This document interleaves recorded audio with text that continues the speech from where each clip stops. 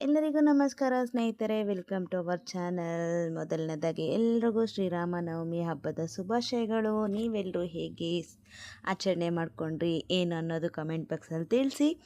ನಾನು ಇವತ್ತು ನಮ್ಮ ಮನೆಯಲ್ಲಿ ಸಿಂಪಲ್ಲಾಗಿ ಶ್ರೀರಾಮನವಮಿ ಹಬ್ಬನ ಆಚರಿಸ್ಕೊಂಡಿದ್ದೀನಿ. ಅದರ ಜೊತೆಗೆ ಸಿಂಪಲ್ ಡಯಟ್ ಅಂತ ಹೇಳೋಕ್ಕಾಗಲ್ಲ, ಫುಲ್ ಡೇ ಡಯಟ್ ಹೇಗೆಲ್ಲ ಮಾಡಿದೆ ಏನು ಅಂತ ಕೂಡ ವಿಡಿಯೋದಲ್ಲಿ ತೋರಿಸಿದ್ದೀನಿ. ಹಾಗೆ ವೆಯ್ಟು ಸಿಕ್ಕಾಪಟ್ಟೆ ಜಾಸ್ತಿ ಆಗಿಬಿಟ್ಟಿದೆ ಸ್ನೇಹಿತರೆ. 73.150 ಆಗೋಗಿದೆ. ಫಸ್ಟ್ ನೋಡಿ, ಕೆಲವೊಂದು ಸಲ ಮಿಷನ್ ಎಷ್ಟು ಸುಳ್ಳು ಹೇಳುತ್ತೆ ಅಂತಂದರೆ, ಫಸ್ಟು 72.800 ಇತ್ತು.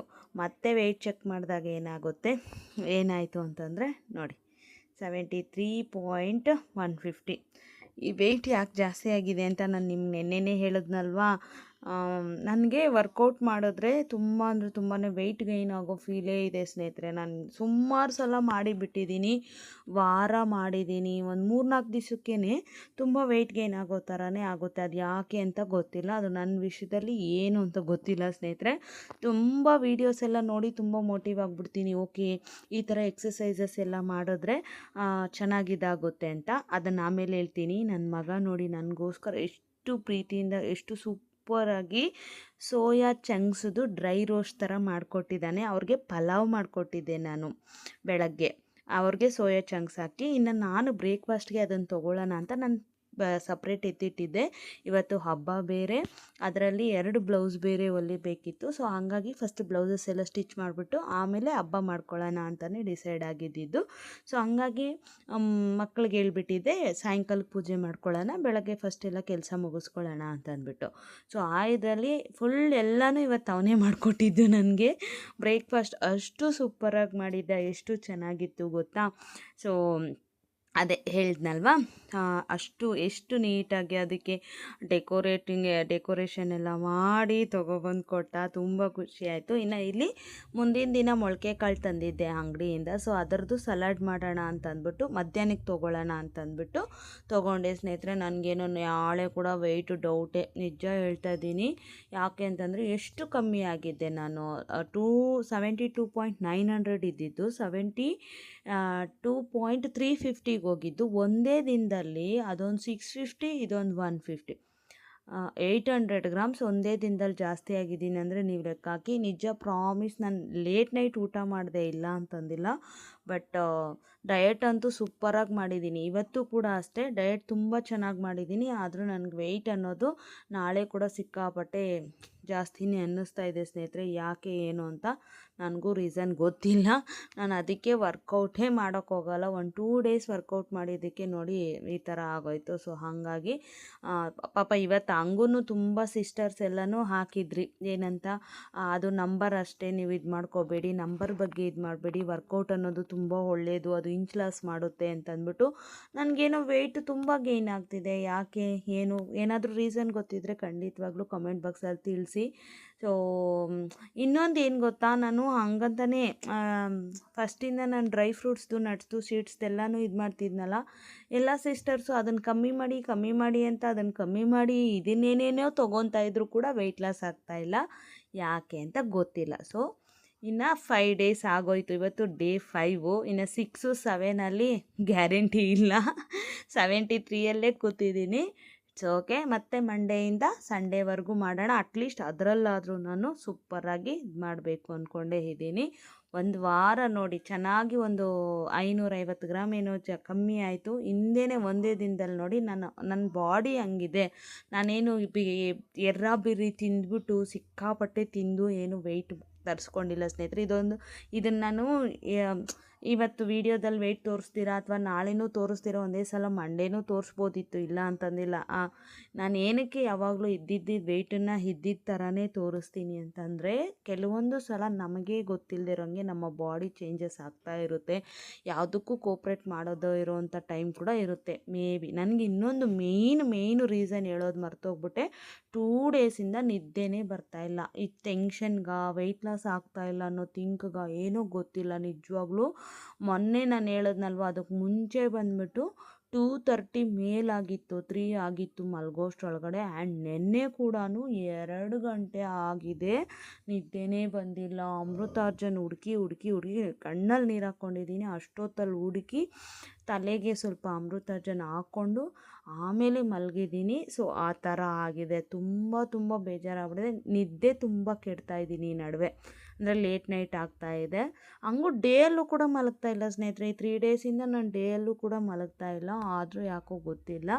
ಸೊ ಅದನ್ನು ಸ್ವಲ್ಪ ಏನಾದರೂ ಮಾಡಿ ಇದು ಮಾಡ್ಕೋಬೇಕು. ಇನ್ನು 2-3 ಡೇಸಿಂದ ವಾಕಿಂಗು ಕೂಡ ಹೋಗೋಕ್ಕಾಗ್ತಾಯಿಲ್ಲ ನನಗೆ. ಯಾಕೋ ಮನಸ್ಸು ತುಂಬ, ನಿದ್ದೆ ಬೇರೆ ಇಲ್ವಾ, ಯಾಕೆ ಈ ಥರ ಆಗ್ತಿದೆ, ವೆಯ್ಟ್ ಲಾಸ್ ಬೇರೆ ಆಗ್ತಾ ಇಲ್ವಾ, ಏನು ಮಾಡಿದ್ರೂ ಆಗ್ತಾ ಇಲ್ವಲ್ಲ. ನಾನು ಫುಡ್ಡಂತೂ ಪ್ರಾಮಿಸ್ ಹೇಳ್ತಾ ಇದ್ದೀನಿ, ಕ್ಯಾಲೋರಿ ಎಲ್ಲ ಕೌಂಟ್ ಮಾಡಿಕೊಂಡೇ ಇದು ಮಾಡ್ತಾಯಿದ್ದೀನಿ, ಆದರೂ ವೆಯ್ಟ್ ಲಾಸ್ ಆಗ್ತಾ ಇಲ್ವಲ್ಲ ಅಂತ ಸರಿ ಅಂತ ಅಂದ್ಬಿಟ್ಟು ಇವತ್ತು ಡಿಸೈಡ್ ಮಾಡಿದೆ. ಓಕೆ, ಮೇ ಬಿ ಬಾಡಿ ಏನಾದರೂ ಪ್ರಾಬ್ಲಮ್ ಇದಿರ್ಬೋದು, ಕೆಲವೊಂದು ಸಲ ಆ ಥರ ಆಗುತ್ತೆ, ವೇರಿಯೇಷನ್ ಆಗ್ತಾ ಇರುತ್ತೆ ಕೆಲವೊಂದು ಸಲ. ಓಕೆ, ಸಮಾಧಾನ. ಒಂದು ವಾರ ಅಲ್ವಾ, ಹೋದರೆ ಹೋಗಲಿ, ಒಂದು ವಾರ ಡಯಟು, ಅದರಿಂದ ಏನು ಪ್ರಯೋಜನ ಸಿಕ್ಕಿಲ್ಲ ಅಂದರೂ ನೋ ಪ್ರಾಬ್ಲಮ್. ಅಟ್ಲೀಸ್ಟ್ ಸೋಮವಾರದಿಂದ ನೆಕ್ಸ್ಟು ಸ್ಟ್ರಿಕ್ಟಾಗಿ ಮಾಡೋಣ. ಸೋಮವಾರ ಅಂದರೆ ನಾಳೆ 6th 7th ಡೇ ಕೂಡ ಸ್ಟ್ರಿಕ್ಟಾಗೆ ಮಾಡೋಣ, ಆಮೇಲೆ ನೋಡೋಣ ಏನಾಗುತ್ತೆ ಏನು ಅಂತ. ನಾಳೆ ಕೂಡ ಅಷ್ಟೇ ಸ್ನೇಹಿತರೆ, 74 ಆಗಿದ್ರು ಏನು ಬೇಜಾರು ಮಾಡ್ಕೊಳ್ಳೋ ಅಂತಿದ್ದಿಲ್ಲ. ಇನ್ನೊಂದು ನೀವೇ ನೋಡಿ, ಫುಡ್ಡೆಲ್ಲನೂ ನಾನು ಇವತ್ತು ಸೋಯಾ ಚಂಕ್ಸು ಪಲಾವ್ ಒಂದು 3-4 ಟೇಬಲ್ ಸ್ಪೂನ್ ತಿಂದಿರ್ತೀನಿ. ಬಿಸಿ ಮಾಡಿದಾಗ ಮಕ್ಕಳು ತಿನ್ನೋವಾಗ ಆಸೆ ಆಗುತ್ತಲ್ವ, ಒಂದು 4 ಟೇಬಲ್ ಸ್ಪೂನ್ ಅಷ್ಟೇ ಸ್ನೇಹಿತರೆ ತಿಂದಿದ್ದು. ಓಕೆನಾ, ಅದೊಂದು ಆಯಿತಾ. ನೀವೆಲ್ಲಿ ನೋಡ್ಕೊಳ್ಳಿ ಬೆಳಗ್ಗೆ. ಆಮೇಲೆ ಸೋಯಾ ಚಂಕ್ಸ್ ಅದಾದಮೇಲೆ ಸಲಾಡ್ ತಿಂದೆ. ಸಲಾಡ್ ತಿಂದಮೇಲಂತೂ ಏನೂ ತಿನ್ನೋಕ್ಕೋಗಿಲ್ಲ ನೋಡಿ. 2 ಬ್ಲೌಸ್ ಸ್ಟಿಚ್ ಮಾಡಿದೆ, ಅದೇ ತೋರಿಸಿದ್ನಲ್ವ, ಆ 2 ಬ್ಲೌಸ್ ಸ್ಟಿಚ್ ಮಾಡಿಕೊಂಡು ಒಂದು 2-3 ಲೀಟ್ರ್ ನೀರು ಕುಡ್ದಿದ್ದೀನಿ, ಇಲ್ಲ ಅಂತಂದಿಲ್ಲ. ಅದಾದಮೇಲೆ ಸ್ನಾನ ಬಂದಿದ್ದೆ. 5 ಗಂಟೆ ಆಗಿತ್ತು ನಾನು ಸ್ನಾನ ಮಾಡ್ಕೊಂಡು ಬರೋಷ್ಟರೊಳಗಡೆ, 5 ಗಂಟೆ ಆಗಿತ್ತು. ಇನ್ನು ಹಬ್ಬ ಅಂದ್ರೇ ನಮಗೆ ಸ್ಯಾರಿ ಹಾಕ್ಕೊಳ್ಳೇಬೇಕು ಅಂತ ಏನಂದರೆ ಏನೂ ಮಾಡಿರಲಿಲ್ಲ. ಪುಣ್ಯಾತ್ಮ ನನ್ನ ಮಗ ಆಲ್ಮೋಸ್ಟ್ 90% ಕೆಲಸ ಎಲ್ಲ ಮಾಡಿಕೊಟ್ಟಿದ್ದಕ್ಕೆ ಈಸಿಯಾಗಿ ಆಗೋಯ್ತು. ದೇವ್ರ ಮನೆ ಎಲ್ಲ ರೆಡಿ ಮಾಡಿಕೊಟ್ಟ, ಮನೆ ಎಲ್ಲ ಒರೆಸ್ಕೊಟ್ಟ, ಅಡುಗೆ ಮನೆ ಎಲ್ಲ ಆಲ್ಮೋಸ್ಟ್ ಕ್ಲೀನ್ ಮಾಡಿಕೊಟ್ಟ.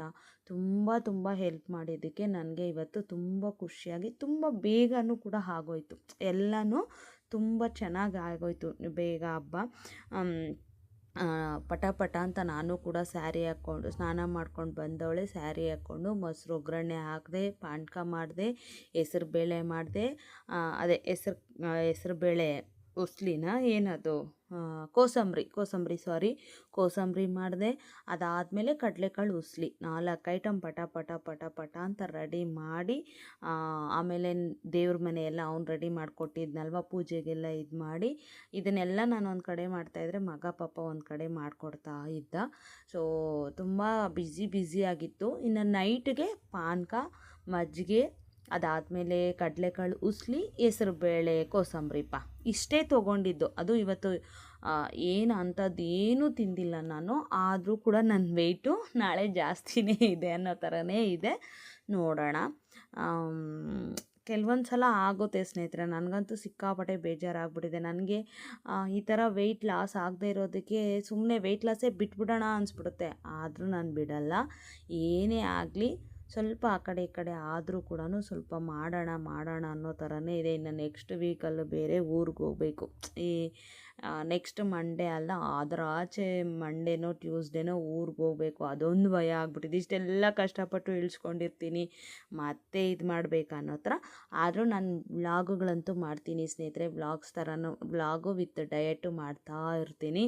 ವೆಯ್ಟ್ ಲಾಸ್ ಆಗಬೇಕು ಅಂತ ಡಿಸೈಡ್ ಆಗಿಬಿಟ್ಟಿದ್ದೀನಿ ಸ್ನೇಹಿತರೆ, ಬಿಡಲ್ಲ. ಇನ್ನು ನೋಡಿ ಪಟಾಪಟ್ ಅಂತ ಎಲ್ಲ ರೆಡಿ ಮಾಡಿದ್ದೆ, ಹೇಳಿದ್ನಲ್ವ, ಕೋಸಂಬರಿ, ಆಮೇಲೆ ಕಾಳು ಉಸ್ಲಿ, ಮಜ್ಜಿಗೆ, ಪಾನಕ, ಇಷ್ಟೂ ದೇವ್ರಿಗೆ ನೈವೇದ್ಯವಾಗಿ ಎಲ್ಲನೂ ಇಟ್ಟು ಪೂಜೆ ತುಂಬ ಚೆನ್ನಾಗಾಯಿತು. ಮಕ್ಕಳು, ನಾನು ಎಲ್ಲ, ಅಮ್ಮ ಬಂದಿದ್ದರು, ತಮ್ಮ ಬಂದಿದ್ದ, ಅವರು ಕೂಡ ಎಲ್ಲನೂ ತಿಂದು ಕುಡಿದು ದೇವಸ್ಥಾನಕ್ಕೆ ಹೋಗಿದ್ದೆ. ಯಾಕೋ ಇವತ್ತು ವೆಂಕಟರಮಣ ಸ್ವಾಮಿ ದರ್ಶನನೇ ಆಗಿಲ್ಲ. 7:30ಗೆ ಹೋಗಿದ್ವಿ. ಮೇ ಬಿ ಬೆಳಗ್ಗೆಯಿಂದ ಓಪನ್ ಇದ್ದರಿಂದನೇನು ಬೇಗ ಮುಚ್ಚಬೇಕು ಅಂತನೇನು ನಾವು ಹೋಗೋಷ್ಟರೊಳಗೆ ಸ್ವಾಮಿ ಬಾಗಿಲಂತೂ ಕ್ಲೋಸ್ ಆಗಿತ್ತು. ಆಮೇಲೆ ಅಲ್ಲೇ ಕೈ ಮುಕ್ಕೊಂಡು ಆರತಿ ತೊಗೊಂಡು ಬಂದ್ವಿ ಸ್ನೇಹಿತರೆ.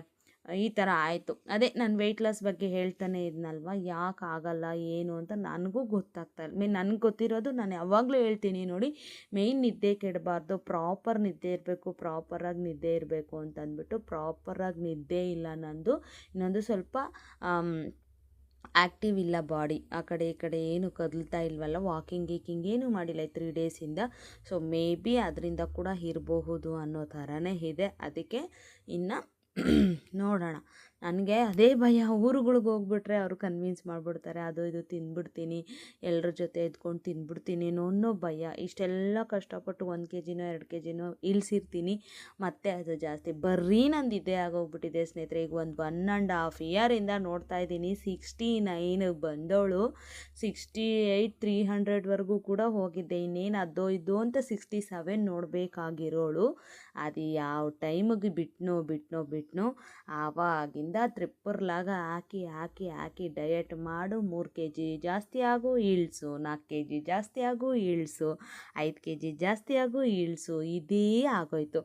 ಈಗ ರೀಸೆಂಟಾಗಿ ಈಗ ಕೂಡ ಆಲ್ಮೋಸ್ಟ್ 69 300ಗೂ ಎಷ್ಟೋ ಹೋಗಿದ್ದೆ ಕಣ್ರಿ, ನಿಜ.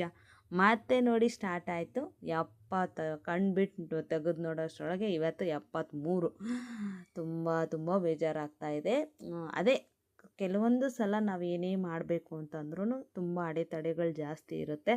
ಸೊ ಹಂಗಾಗಿ ಶ್ರೀರಾಮನವಮಿ ಹಬ್ಬದ ದಿವಸ ದೇವ್ರ ದಯೆಯಿಂದ ಏನಾದರೂ ಕಷ್ಟಪಟ್ಟು ವೆಯ್ಟ್ ಲಾಸ್ ಆಗಬೇಕು. ನನ್ನನ್ನು ಎಷ್ಟು ಜನ ಹೆಂಗೆಲ್ಲ ಆಡ್ಕೊತಾರೆ, ಎಷ್ಟು ಜನ ಈ ವಿಡಿಯೋ ನೋಡಬೇಕಾದ್ರೆ ಎಷ್ಟು ಜನ ಬೈಕೊತಾರೆ, ಎಷ್ಟು ಜನ ಅಂದ್ಕೊತಾರೆ ಇವ್ರದ್ದು ಯಾವಾಗಲೂ ಇದ್ದಿದ್ದೆ, ಯಾವಾಗಲೂ ಇದೇ ಆಗೋಯ್ತು, ಏನಾದರೂ ಒಂದು ರೀಸನ್ ಹೇಳ್ತಾರೆ ಅಂತ. ನಿಜ ನಾನು ಹೇಳ್ತಾ ಇದ್ದೀನಿ, ನಾನೀಗ ಒಂದು 5 ಡೇಸು ತುಂಬ ಸ್ಟ್ರಿಕ್ಟಾಗಿ ಮಾಡಿದ್ದೀನಿ. ಆದರೂ ಕೂಡ ಆ ಮಧ್ಯದಲ್ಲಿ ವರ್ಕೌಟ್ ಮಾಡಿದ್ದೇ ಪ್ರಾಬ್ಲಮ್ ಆಯಿತಾ ಅಂತ ನನಗೆ ಗೊತ್ತಿಲ್ಲ. ಪ್ರಶಾಂತವಾಗಿ ದೇವ್ರ ಪೂಜೆ ಮಾಡಿದ್ದೀನಿ ನೋಡಿ, ಸಿಂಪಲ್ಲಾಗಿ ದೇವ್ರ ಪೂಜೆ ಮಾಡಿ ನಾನು ಕೂಡ ದೇವಸ್ಥಾನಕ್ಕೆ ಹೋಗಿ ಬಂದು ಸಿಂಪಲ್ಲಾಗಿ ರೆಡಿಯಾಗಿದ್ದೆ ಇವತ್ತು. ತುಂಬ ಚೆನ್ನಾಗಿತ್ತು ಸ್ಯಾರಿ ಲುಕ್ ಅಂತೂ.